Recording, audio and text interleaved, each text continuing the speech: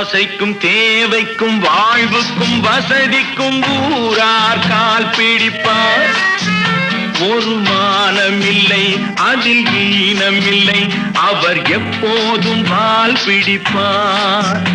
எதிர்காலம் வரும் என் கடமை வரும், இந்த கூட்டத்தின் ஆட்டத்தை ஒழிப்பேன். பொது நீதியிலே புது பாதையிலே வரும் நல்லோர் முகத்திலே விழிப்பேன்.